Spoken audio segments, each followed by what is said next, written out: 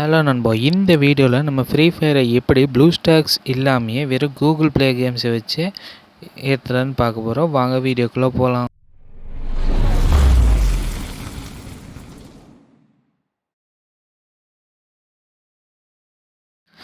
நம்ம பிசிலே டிஃபால்ட்டாக க்ரோம் ப்ரௌசர் கொடுத்துருப்பாங்க. க்ரோம் ப்ரௌசர் நீங்கள் ஓப்பன் பண்ணி அதில் டைப்பிங்கில் போய் Google Play Games on PC அப்படின்னு போட்டிங்கன்னா உங்களுக்கு ஃபஸ்ட்டில் ஒரு லிங்க் வரும்.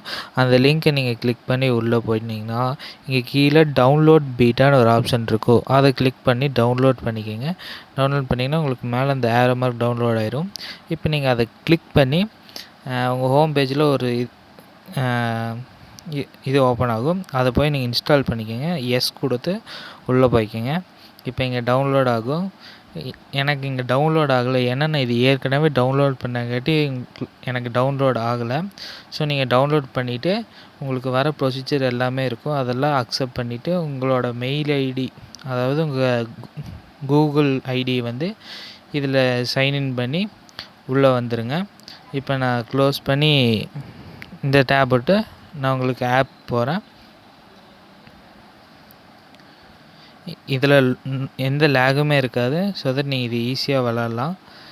நீங்கள் கீழே இங்கே விண்டோ சிம்பிள் இருக்கும். அதை கிளிக் பண்ணிங்கன்னா இங்கே கூகுள் ப்ளே கேம்ஸ்ன்னு இருக்கும். அதை கிளிக் பண்ணி உள்ளே வந்தீங்கன்னா உங்களுக்கு ஹோம் பேஜ் இப்படி வந்துடும்.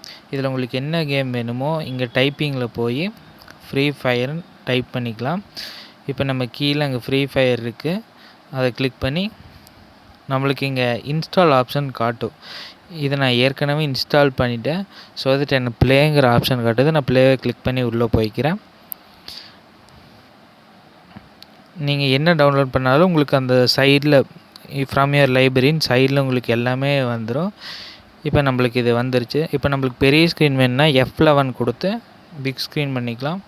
இப்போ நான் பிக் ஸ்க்ரீன் பண்ணிக்கிறேன்.